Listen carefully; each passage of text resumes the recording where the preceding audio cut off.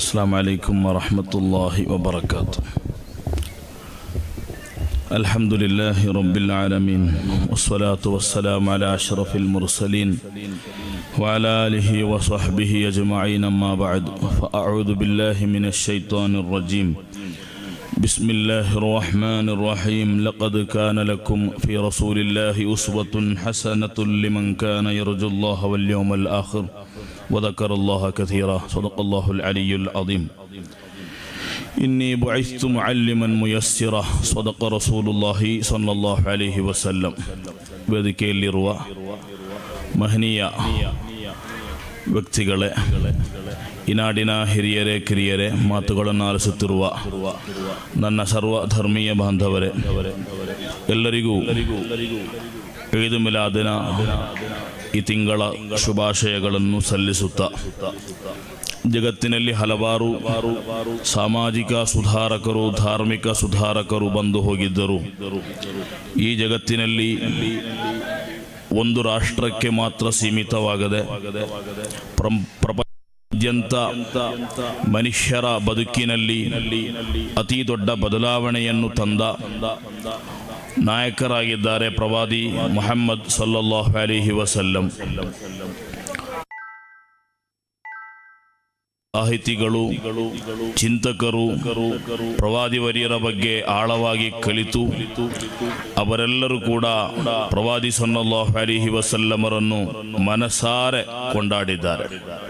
Michael H Hart, the 100 influential personalities of the world, ಈ ಜಗತ್ತಿನ 100 ಪ್ರಭಾವಿ ವ್ಯಕ್ತಿಗಳ ಪಟ್ಟಿಯನ್ನು ಮಾಡಿದಾಗ ಅದು ಕೇವಲ ತಾನೊಬ್ಬನೇ ಕೂತುಕೊಂಡು ಮಾಡಿದಂತಹ ಪಟ್ಟಿಯಾಗಿರಲಿಲ್ಲ.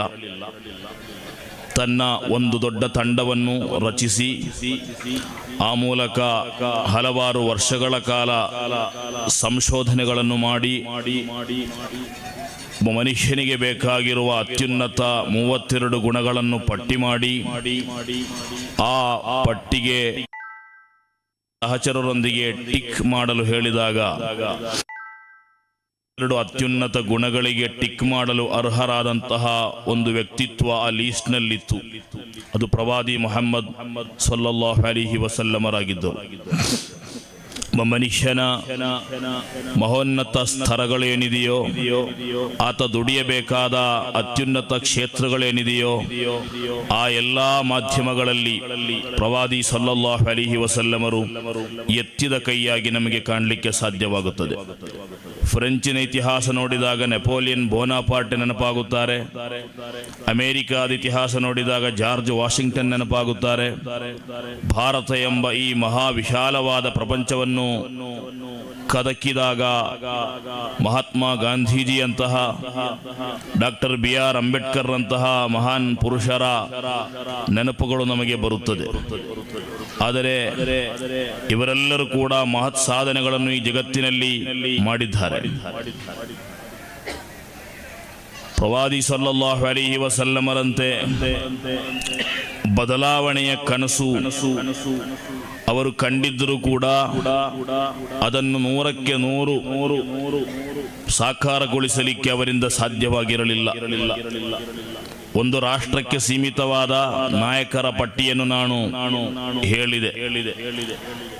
ಪ್ರವಾದಿ ಸಲ್ಲಲ್ಲಾಹು ಅಲೈಹಿ ವಸಲ್ಲಂ ಒಂದು ರಾಷ್ಟ್ರಕ್ಕೆ ಮಾತ್ರ ಸೀಮಿತವಾಗದೆ ಈ ಜಗತ್ತಿನಲ್ಲಿ ಬರುವ ಪ್ರತಿಯೊಬ್ಬ ಮನುಕುಲಕ್ಕೆ ಅಗತ್ಯವಾಗುವ ಅತಿ ಪ್ರಧಾನವಾದ ವಿಚಾರಗಳನ್ನು ತನ್ನ ನುಡಿಗಳ ಮೂಲಕ, ಅನುಯಾಯಿಗಳ ಮೂಲಕ ಪ್ರಚಾರ ಮಾಡಿ ಆ ಮೂಲಕ ಅತಿ ದೊಡ್ಡ ಮೌನವಾದ ಅಹಿಂಸಾಯುತವಾದ ಕ್ರಾಂತಿಯನ್ನುಂಟು ಮಾಡಿ ಈ ಜಗತ್ತಿನಲ್ಲಿ ಅತಿ ದೊಡ್ಡ ಸ್ಥಾನದಲ್ಲಿ ಅವರು ನಿಲ್ಲುತ್ತಿದ್ದಾರೆ. ಪ್ರವಾದಿ ಸಲ್ಲಲ್ಲಾಹು ಅಲೈಹಿ ವಸಲ್ಲಮರ ಬಗ್ಗೆ ಪವಿತ್ರವಾದ ಕುರ್ಆನ್ ನಮ್ಮೊಂದಿಗೆ ಹೇಳುತ್ತಿದೆ. ಲಕದ್ ಕಾನ ಲಕುಮ್ ಫೀ ರಸೂಲಿಲ್ಲಾಹಿ ಉಸ್ವತುನ್ ಹಸನ. ನಿಮಗೆ ಅಲ್ಲಾಹನ ಪ್ರವಾದಿವರ್ಯರಾದ ಪೈಗಂಬರ್ ಸಲ್ಲಲ್ಲಾಹು ಅಲೈಹಿ ವಸಲ್ಲಮರಲ್ಲಿ ಅತಿ ದೊಡ್ಡ ಮಾದರಿ ಇದೆ, ಆದರ್ಶವಿದೆ. ಆ ಆದರ್ಶ ಅಂತ್ಯ ದಿನದವರೆಗೆ ನೆರನಿಲ್ಲುವಂತಹ ಆದರ್ಶವಾಗಿದೆ. ಪ್ರವಾದಿ ಸಲ್ಲಲ್ಲಾಹು ಅಲೈಹಿ ವಸಲ್ಲಂ ಖುದ್ದಾಗಿ ತನ್ನ ಬಗ್ಗೆ ಹೇಳುವಾಗ, ಇನ್ನೀ ಬುಇಸ್ತು ಮುಅಲ್ಲಿಮನ್ ಮುಯಸ್ಸಿರ, ನನ್ನನ್ನು ಅತ್ಯಂತ ಸರಳ ಅಧ್ಯಾಪಕನಾಗಿ ಅಲ್ಲಾಹನು ಈ ಜಗತ್ತಿಗೆ ಕಳುಹಿಸಿಕೊಟ್ಟಿದ್ದಾನೆ ಎಂದು ಪರಿಚಯ ಮಾಡುತ್ತಾರೆ. ಒಬ್ಬ ಅಧ್ಯಾಪಕನಾಗಿ ತನ್ನನ್ನು ಪರಿಚಯ ಮಾಡಿಕೊಂಡ ಪ್ರವಾದಿ ಸಲ್ಲಲ್ಲಾಹು ಅಲೈಹಿ ವಸಲ್ಲಂ ತನ್ನ ಜೀವಿತಾವಧಿಯ ಬಾಲ್ಯಕಾಲಗಳನ್ನು ನೆನಪಿಸುವಾಗ ಅವರು ಸ್ಕೂಲಿಗೆ ಹೋಗಿದ್ದಾಗಿಯೋ ಮದ್ರಸಾಕ್ಕೆ ಹೋಗಿದ್ದಾಗಿಯೋ ಕಾಣಲಿಕ್ಕೆ ಸಾಧ್ಯವಾಗುತ್ತಿಲ್ಲ. ಒಂದು ವೇಳೆ ಸ್ಕೂಲಿಗೋ ಮದ್ರಸಕ್ಕೋ ಹೋಗಿದ್ದರೆ ಕೆಲವೊಂದು ಮಂದಿ ಹೇಳುತ್ತಿದ್ದರು, ಅದವರು ಕಲಿತಂತಹ ವಿದ್ಯಾಭ್ಯಾಸವನ್ನು ಜನರ ಮುಂದೆ ಅವರು ಇಟ್ಟಿದ್ದಾರೆ ಎಂದು ಹೇಳಬಹುದಿತ್ತು. ಅಥವಾ ಅವರು ಕಲಿತ ವಿದ್ಯಾಭ್ಯಾಸದ ಮೂಲಕ, ಸಾಹಿತ್ಯದ ಮೂಲಕ ಬರೆದು ಕುರ್ಆನನ್ನು ರಚನೆ ಮಾಡಿದ್ದಾರೆ ಎಂದು ಹೇಳಬಹುದಿತ್ತು. ಅವರಿಗೆ ಕಲಿಕೆ ಇರಲಿಲ್ಲ, ಅವರು ನಿರಕ್ಷರಿಯಾಗಿದ್ದರು. ಅಕ್ಷರ ಗೊತ್ತಿಲ್ಲದಂತಹ, ಬರೆಯಲು ಗೊತ್ತಿಲ್ಲದಂತಹ, ಓದಲು ಗೊತ್ತಿಲ್ಲದಂತಹ ವ್ಯಕ್ತಿತ್ವ ಒಂದು ಜಗತ್ತನ್ನೇ ಆಳುವ, ಜಗತ್ತಿನ ಮನುಷ್ಯರ ಚಿಂತನೆಗಳನ್ನು ಬದಲಾವಣೆ ಮಾಡುವ, ಮನುಷ್ಯರಿಗೆ ಅವರ ಜೀವನ ಯಾವ ರೀತಿ ಬೇಕೆಂದು ತೋರಿಸಿಕೊಡುವ ಉನ್ನತ ನಾಯಕನಾಗಿ ಅವರು ಬೆಳೆದು ಬಂದದ್ದು ಎಲ್ಲಿಂದ ಅಂತ ಕೇಳಿದರೆ ಅದು ಅಲ್ಲಾಹನಿಂದಾಗಿದೆ. ಆದ್ದರಿಂದಲೇ ನಾವು ಯಾವತ್ತೂ ಕೂಡ ಹೇಳುವುದಿದೆ, ಈ ಇಸ್ಲಾಂ ಎಂಬುದು ಪ್ರವಾದಿವರಿಯರು ನಿರ್ಮಾಣ ಮಾಡಿದಂತಹ ಧರ್ಮವಲ್ಲ, ಇದು ಅಲ್ಲಾಹನ ಧರ್ಮವಾಗಿದೆ. ಈ ಧರ್ಮ ಎಂಬುದು ಒಂದು ಸಂವಿಧಾನದ ರೀತಿಯಲ್ಲಿ ಮನುಷ್ಯನ ಬದುಕಿನ ಚೌಕಟ್ಟುಗಳನ್ನು, ಆಯಾ ಕಟ್ಟುಗಳನ್ನು ಅತ್ಯಂತ ಸರಳವಾಗಿ ವಿವರಿಸುವಂತಹ ಸಂವಿಧಾನ.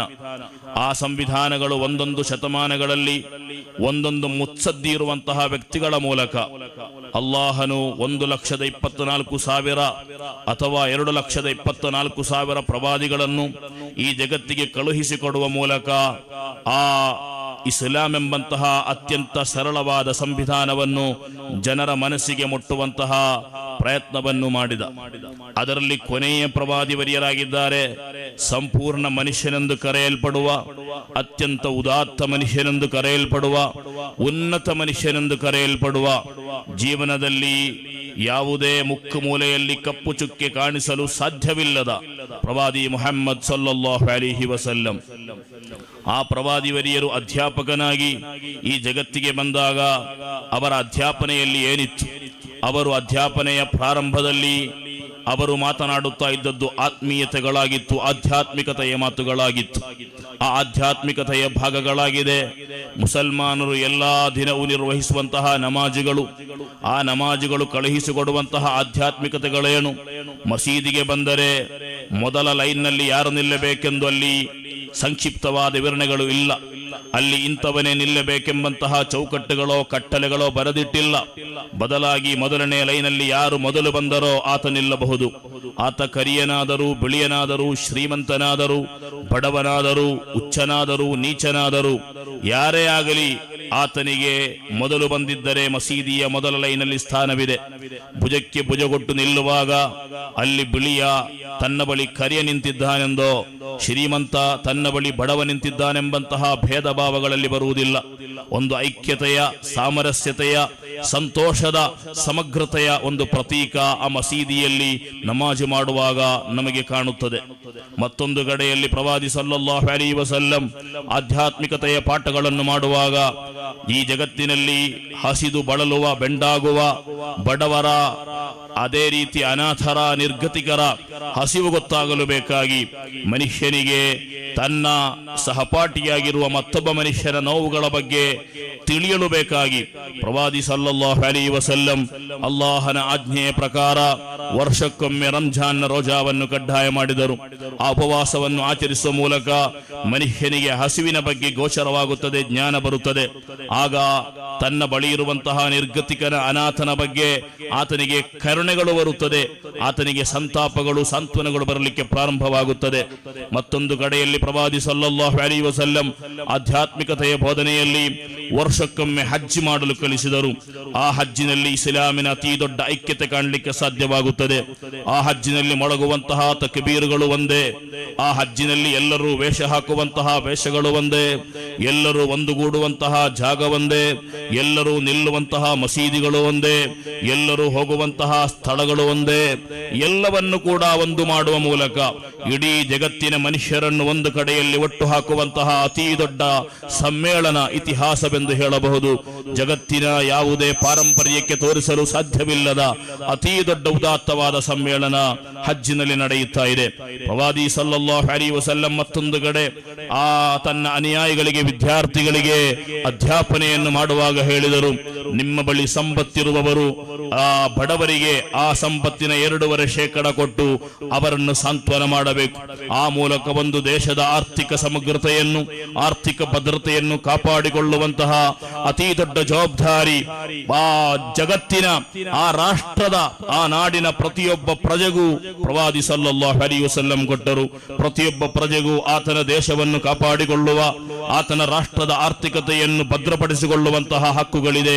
ಆ ಭದ್ರಪಡಿಸುವಿಕೆ ಯಾವ ರೀತಿಯಾಗಬೇಕು? ತನ್ನ ರಾಷ್ಟ್ರ ಆರ್ಥಿಕವಾಗಿ ಅತ್ಯಂತ ಅಮೂಲಾಗ್ರ ಬದಲಾವಣೆಯನ್ನು ಬರಬೇಕಾದರೆ ಅದಕ್ಕೆ ಅತಿ ದೊಡ್ಡ ಪ್ರಾಧಾನ್ಯತೆ ಕೊಡಬೇಕಾದವರು ಆ ರಾಷ್ಟ್ರದ ಮನುಷ್ಯರಾಗಿದ್ದಾರೆ. ಆದ್ದರಿಂದ ಆ ರಾಷ್ಟ್ರದಲ್ಲಿ ದುಡಿದು ತಿನ್ನುವಂತಹ ಮನುಷ್ಯ, ಆತನಿಗೆ ಸಂಪತ್ತು ಹೆಚ್ಚಾದಲ್ಲಿ ಆ ಸಂಪತ್ತಿನ 2.5% ಅಲ್ಲಿರುವಂತಹ ಬಡವರಿಗೆ, ಅನಾಥರಿಗೆ, ನಿರ್ಗತಿಕರಿಗೆ, ವಿಧವೆಯರಿಗೆ ನೀಡುವ ಮೂಲಕ ಅವರನ್ನು ಆರ್ಥಿಕವಾಗಿ ಭದ್ರಪಡಿಸಬೇಕೆಂದು ಘೋಷಿಸಿದ ಪ್ರವಾದಿ ಸಲ್ಲಲ್ಲಾಹು ಅಲೈಹಿ ವಸಲ್ಲಂ ಅತ್ಯಂತ ಸರಳವಾದ ತತ್ವಗಳ ಮೂಲಕ ಒಂದು ರಾಷ್ಟ್ರವನ್ನು ಯಾವ ರೀತಿ ಕಟ್ಟಬಹುದೆಂದು ರಾಜಕೀಯ ಮುತ್ಸದ್ದಿತನ ತೋರಿಸಿದಂತಹ ಒಬ್ಬ ಮಹಾನ್ ನಾಯಕ ಪೈಗಂಬರ್ ಸಲ್ಲಲ್ಲಾಹು ಅಲೈಹಿ ವಸಲ್ಲಂ. ನಮಗೊತ್ತಿದೆ, ಮದೀನಾದ ಮಣ್ಣಿಗೆ ಕಾಲಿಟ್ಟಾಗ ಪ್ರವಾದಿವರಿಯರು ಮದೀನಾ ಎಂಬಂತಹ ರಾಜ್ಯವನ್ನು ಯಾವ ರೀತಿ ನಿರ್ಮಾಣ ಮಾಡಿದರು. ಅವರು ಮಾಡಿದಂತಹ ಸಂವಿಧಾನದ ಪೀಠಿಗೆಯಲ್ಲಿ ಅವರು ಮೊದಲನೆಯ ಬಾರಿಗೆ ಬರೆದದ್ದು ಅಥವಾ ಹೇಳಿದ್ದು ಅಫ್ಶು ಸಲಾಮ ಬೈನಕುಂ, ಮದೀನಾದ ನಿವಾಸಿಗಳೇ, ನಾನು ಹಲವಾರು ತೊಂದರೆಗಳನ್ನು, ಹಲವಾರು ಕಷ್ಟಗಳನ್ನು ಸಹಿಸಿದ್ದೇನೆಂದು ಹೇಳದೆ, ತನಗಾದಂತಹ ಶೋಷಣೆಗಳ ಬಗ್ಗೆ ಹೇಳದೆ, ಅಲ್ಲಿರುವಂತಹ ಒಂದು ಹೊಸ ರಾಜ್ಯವನ್ನು ಕಟ್ಟುವಾಗ ಅಲ್ಲಿ ಸಂವಿಧಾನದ ಮೊದಲ ಪೀಠಿಕೆಯಾಗಿ ಪ್ರವಾದಿವರಿಯರು ಹೇಳಿದ್ದು ಅಫ್ಶು ಸಲಾಮ ಬೈನಕುಂ, ಮನುಷ್ಯರೇ ನಿಮ್ಮೆಡೆಯಲ್ಲಿ ಶಾಂತಿಯ, ಸಮಾಧಾನದ ವಾತಾವರಣಗಳನ್ನು ನಿರ್ಮಾಣ ಮಾಡಿರಿ. ಎಲ್ಲೂ ಪರಸ್ಪರ ಕಚ್ಚಾಟವಾಡುವ, ಕೋಮು ದೊಲ್ಲರಿಗಳನ್ನು ಹೊತ್ತಿ ಹುರಿಸುವ, ಪರಸ್ಪರ ಗಲಾಟೆ ಮಾಡುವ, ಸಮಾಜದಲ್ಲಿ ಶಾಂತಿಯನ್ನು ಕದಡುವಂತಹ ಪ್ರಯತ್ನಗಳು ಯಾರೂ ಮಾಡದಿರಿ. ಲೈಸ ಮಿನ್ನಾ ಮನ್ ದಆ ಇಲಲ್ ಅಸಬಿಯ್ಯ, ನನ್ನವನಲ್ಲ ಈ ಕೋಮುವಾದಕ್ಕೆ ಪ್ರಚೋದನೆ ನೀಡುವವನೆಂದು ಹೇಳಿದಂತಹ ಪ್ರವಾದಿ ಸಲ್ಲಲ್ಲಾಹು ಅಲೈಹಿ ವಸಲ್ಲಂ. ನಂತರ ಹೇಳಿದರು ವಾತುಇಮುತ್ ತುಆಮ್, ನಿಮ್ಮಲ್ಲಿರುವಂತಹ ಬಡಬಗ್ಗರಿಗೆ ಊಟವನ್ನು ಹಾಕಿರಿ, ಹಸಿದು ಬಂದವನ ಮುಂದೆ ವೇದ ಓದದೆ ಆತನ ಹೊಟ್ಟೆಯನ್ನು ತನಿಸಿರಿ ಎಂದು ಹೇಳುವ ಮೂಲಕ ಅಲ್ಲಿರುವಂತಹ ಬಡಬಗ್ಗರ ಮನುಷ್ಯರ ಸಾಂತ್ವನವಾಗಿ ಪ್ರವಾದಿ ಸಲ್ಲಲ್ಲಾಹು ಅಲೈಹಿ ವಸಲ್ಲಂ ತನ್ನ ಸಂವಿಧಾನದ ಪೀಠಿಕೆಯಲ್ಲಿ ಹೇಳಿದರು. ಆ ಮಾತಿನ ಪೀಠಿಕೆಯ ಕೊನೆಯ ಭಾಗವಾಗಿತ್ತು ವಸಲ್ಲು ಬಿಲ್ಲೈಲಿ ವನ್ನಾಸು ನಿಯಾಮ್, ಎಲ್ಲಾ ಮನುಷ್ಯರು ರಾತ್ರಿಯ ಹೊತ್ತಲ್ಲಿ ಮಲಗಿರುವಾಗ ನಿಮ್ಮ ಹೃದಯಗಳು ಚುರುಕುಗೊಳ್ಳಲಿ, ನಿಮ್ಮ ಆತ್ಮಗಳು ಚುರುಕುಗೊಳ್ಳಲಿ, ಅಲ್ಲಾಹನಿಗೆ ಆಧ್ಯಾತ್ಮಿಕತೆಯ ದಾರಿಯ ಮೂಲಕ ಅಲ್ಲಾಹನಿಗೆ ಹತ್ತಿರವಾಗಿರಿ.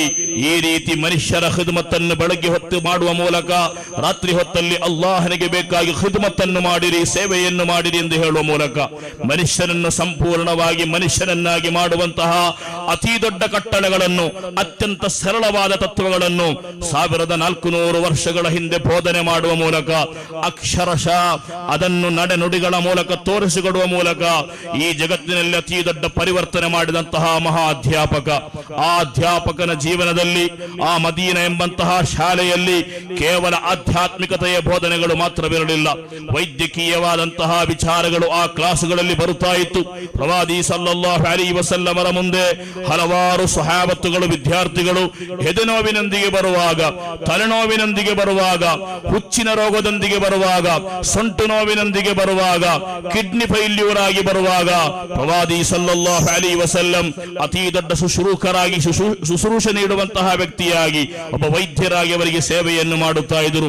ಕೆಲವೊಂದು ಮಂದಿಯೊಂದಿಗೆ ಹೇಳುತ್ತಾ ಇದ್ದರು, ಬೆಳಗ್ಗೆ ಎದ್ದೇಳಿಕೊಂಡು 1 ಲೋಟ ನೀರು ಕುಡಿದು 3 ಕರಿಜೀರಗವನ್ನು ನೀವು ತಿನ್ನಿರಿ, ಆ ಮೂಲಕ ನಿಮ್ಮ ರಕ್ತವನ್ನು ಶುದ್ಧಿಗೊಳಿಸಿರಿ.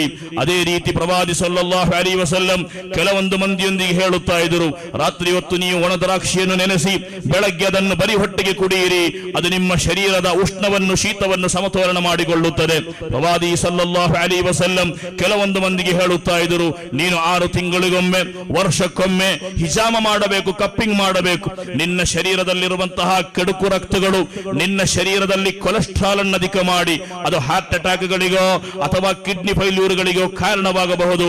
ಆದ್ದರಿಂದ 6 ತಿಂಗಳಿಗೊಮ್ಮೆಯೋ ವರ್ಷಕ್ಕೊಮ್ಮೆಯೋ ಕಪ್ಪಿಂಗ್ ಮಾಡುವ ಮೂಲಕ ನಿಮ್ಮ ನಿಮ್ಮ ಆರೋಗ್ಯವನ್ನು ಸುರಕ್ಷತೆಗೊಳಿಸಿರಿ, ಖಾತರಿಗೊಳಿಸಿರಿ ಎಂದು ಹೇಳುವ ಮೂಲಕ ವೈದ್ಯನಲ್ಲದಂತಹ ಒಬ್ಬ ವ್ಯಕ್ತಿ, ಅಲ್ಲಾಹನಿಂದ ಕಲಿತಂತಹ ವ್ಯಕ್ತಿ ವೈದ್ಯಕೀಯ ಜೀವನವನ್ನು ತನ್ನ ಸ್ವಹಾಬತ್ತುಗಳ ಮುಂದೆ, ಅನುಯಾಯಿಗಳ ಮುಂದೆ ಬಿಚ್ಚಿಡುತ್ತಾ ಹೇಳುತ್ತಾ ಇದ್ದರು.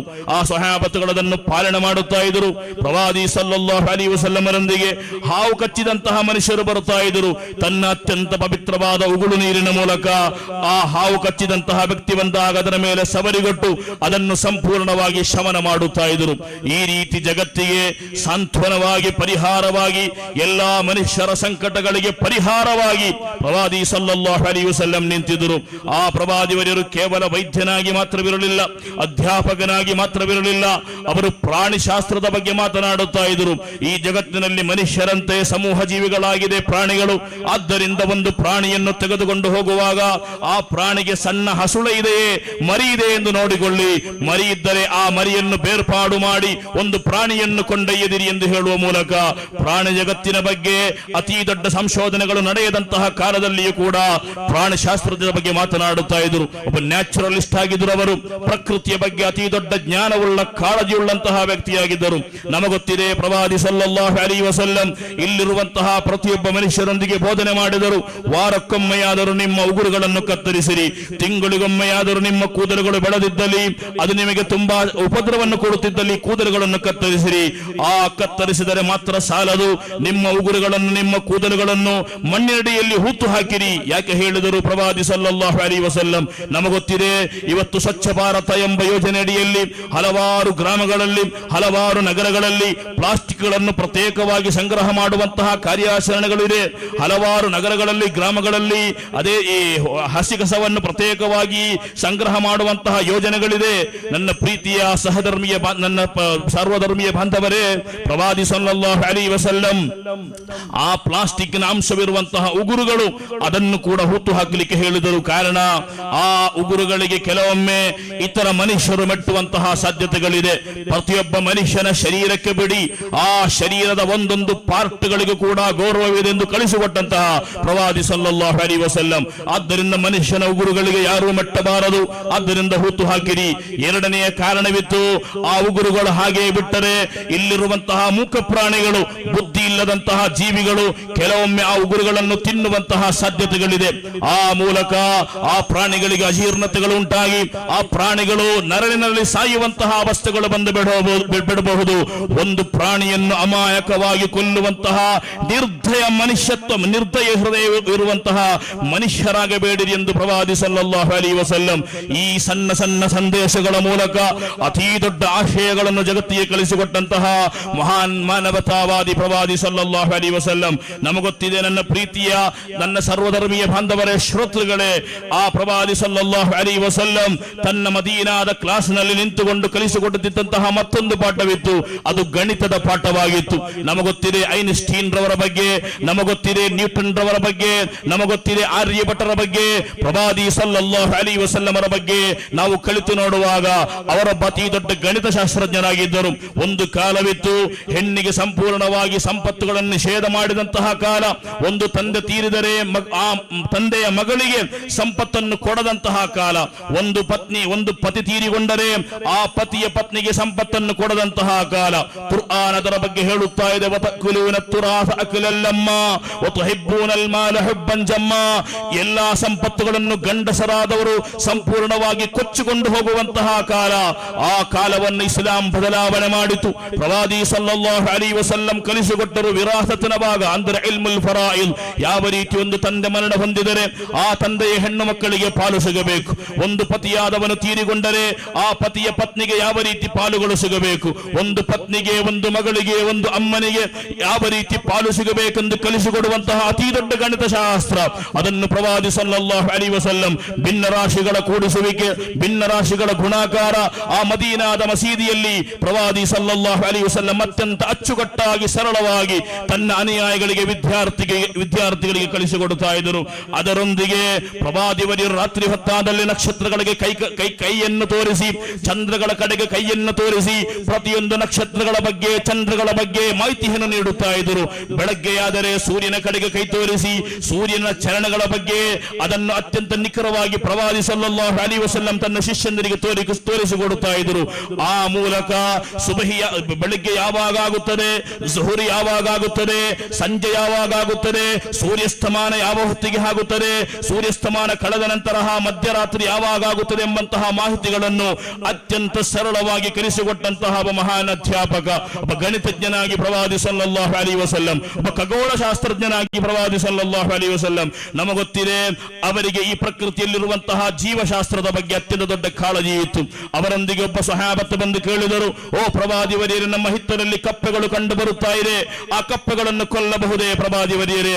ಲಾ ತಖ್ತುಲಿಲ್ ಹುದಾ, ನಿಮ್ಮ ಹಿತ್ತಲಲ್ಲಿ ಕಾಣುವಂತಹ, ನಿಮ್ಮ ಊರಲ್ಲಿ ಕಾಣುವಂತಹ ಕಪ್ಪೆಗಳನ್ನು ಕೊಲ್ಲದಿರಿ, ಕಾರಣ ಅದು ಈ ಪರಿಸರದ ಸಮತೋಲನಕ್ಕೆ ಕಾರಣವಾಗುವಂತಹ ಜೀವಿಗಳಾಗಿದೆ, ಅದನ್ನು ಕೊಲ್ಲದಿರಿ ಎಂದು ಪ್ರವಾದಿ ಸಲ್ಲಲ್ಲಾಹು ಅಲೈಹಿ ವಸಲ್ಲಂ ಒಬ್ಬ ಬಯೋಲಜಿಸ್ಟ್ ಆಗಿ ಆ ಪ್ರವಾದಿ ಸಲ್ಲಲ್ಲಾಹು ಅಲೈಹಿ ವಸಲ್ಲಂ ತನ್ನ ವಿದ್ಯಾರ್ಥಿಗಳ ಮುಂದೆ ಅತಿ ದೊಡ್ಡ ಸರಳ ಅಧ್ಯಾಪಕನಾಗಿ ಜೀವನ ಮಾಡಿದರು. ಈ ಎಲ್ಲಾ ಕ್ವಾಲಿಟಿಗಳು, ಈ ಎಲ್ಲಾ ಗುಣಗಳು ಪ್ರವಾದಿ ಸಲ್ಲಲ್ಲಾಹು ಅಲೈಹಿ ವಸಲ್ಲಂ ಅವರಿಗೆ ಇದ್ದರೂ ಕೂಡ ಅವರಷ್ಟು ದೊಡ್ಡ ವಿನಯವಿರುವಂತಹ ಮನುಷ್ಯ ಆ ರಾಜ್ಯದಲ್ಲಿರಲಿಲ್ಲ. ಅವರ ದಾಂಪತ್ಯ ಜೀವನ ತೆಗೆದು ನೋಡಿರಿ, ಅವರ ದಾಂಪತ್ಯ ಜೀವನ ಅಷ್ಟೊಂದು ಸುಂದರವಾಗಿತ್ತು. ಸಫಿಯಾ ರದಿಯಲ್ಲಾಹು ಅನ್ಹಾ ಎಂಬಂತಹ ಪತ್ನಿ ಪ್ರವಾದಿ ಸಲ್ಲಲ್ಲಾಹು ಅಲೈಹಿ ವಸಲ್ಲಂ ಅವರೊಂದಿಗೆ ಯಾತ್ರೆ ಹೊರಡಲನ್ನುವಾದಾಗ ಅವರಿಗೆ ಒಂಟೆಯ ಮೇಲೆ ಕೂತುಕೊಳ್ಳಲು ಸಾಧ್ಯವಾಗಿಲ್ಲ. ಪ್ರವಾದಿ ಸಲ್ಲಲ್ಲಾಹು ಅಲೈಹಿ ವಸಲ್ಲಂ ತಾನು ಕೂತುಕೊಂಡು ಒಬ್ಬ ರಾಜ್ಯದ ಪ್ರಧಾನಮಂತ್ರಿಯಾಗಿ, ಒಂದು ರಾಷ್ಟ್ರದ ಪ್ರಧಾನಮಂತ್ರಿಯಾಗಿ, ಎಲ್ಲರಿಂದ ಗೌರವವನ್ನು ಪಡೆದುಕೊಳ್ಳುವಂತಹ ವ್ಯಕ್ತಿಯಾಗಿ ಸಫಿಯಾ ಎಂಬಂತಹ ತನ್ನ ಪತ್ನಿಗೆ ತನ್ನ ಭುಜವನ್ನು ಕೊಟ್ಟು ಹೇಳಿದರು, ತನ್ನ ಭುಜದ ಮೇಲೆ ಕಾಲನ್ನು ಹಾಕಿಕೊಂಡು ನೀನು ಒಂಟೆಯ ಮೇಲೆ ಎಂದು ಹೇಳಿ ಪ್ರವಾದಿ ಸಲ್ಲಲ್ಲಾಹು ಅಲೈಹಿ ವಸಲ್ಲಂ. ಆಯಿಷಾ ರದಿಯಲ್ಲಾಹು ಅನ್ಹಾರ ಬಗ್ಗೆ ಕೇಳಲಾಯಿತು, ಅವರೊಂದಿಗೆ ಕೇಳಲಾಯಿತು, ಆಯಿಷಾ ನಿಮ್ಮ ಬಳಿ ಪ್ರವಾದಿವರಿಯರ ಜೀವನ ಯಾವ ರೀತಿ ಇದೆ? ಅವರು ಹೇಳಿದರು, ಕಾನ ಖುಲುಖುಹು ಕುರ್ಆನ, ಪ್ರವಾದಿವರಿಯರ ಸ್ವಭಾವ ಮಹಿಮೆ ಅದು ಹೇಳದಷ್ಟು ತೀರದ್ದಾಗಿದೆ. ನೀವು ಕುರ್ಆನ್ ಓದಿಲ್ಲವೇ? ಆ ಕುರ್ಆನ್ ಹೇಳುವಂತಹ ಪರಮೋನ್ನತ ಗುಣಗಳಾಗಿದೆ ಪ್ರವಾದಿ ಸಲ್ಲಲ್ಲಾಹು ಅಲೈಹಿ ವಸಲ್ಲಂ ಅವರಿಗೆ ಇರುವಂತದ್ದು.